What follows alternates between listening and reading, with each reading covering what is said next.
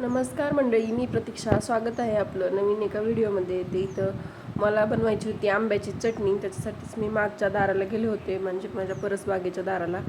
तर इथे गेल्यानंतर एवढं हे सुंदर व्ह्यू दिसला ना, म्हणजे मला मोहच नाही आवरला. मग मी पण कॅप्चर केला.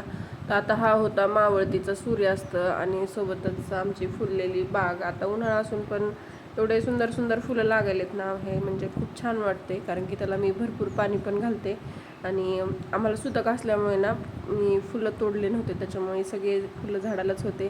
ह्या लाल गुलाबावर त्यांना म्हणजे ह्याला तोडू पण वाटत नाही, नजरेच्या समोरून हटू पण वाटत नाही. एवढे सुंदर, म्हणजे खूपच खरंच निसर्गाची देण एवढी छान असते ना, आपल्याला माणसांना ते समजत नाही. म्हणजे नॅचरल ते नॅचरलच असते आणि आर्टिफिशियल ते आर्टिफिशियलच असते. तर एवढं सुंदर म्हणजे फुलं फुलले होते. परत हे गळिंबाचं झाड आहे, गळिंबाला पण भरपूर असे लिंब आले होते. तर पाहू शकतात बघा, किती सुंदर सुंदर गळिंब आहेत.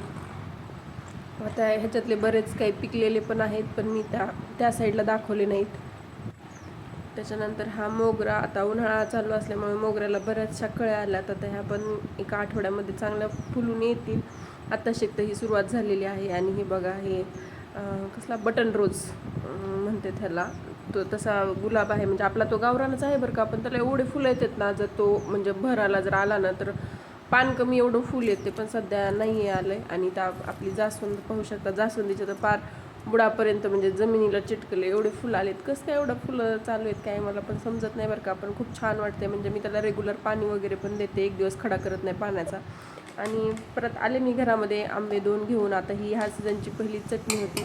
वरचं तर अगोदर आंब्याचं साल्ट वगैरे काढून मस्त त्याच्यात लसूण ते टाकून मीठ चटणी नाही टाकली, थोडीशी हळद वगैरे टाकून मस्तपैकी मॅश केलं आणि छान चवीला झाली होती आपली चटणी. व्हिडिओ आवडला असेल तर लाईक, शेअर आणि सबस्क्राईब करायला विसरू नका. Thanks for watching.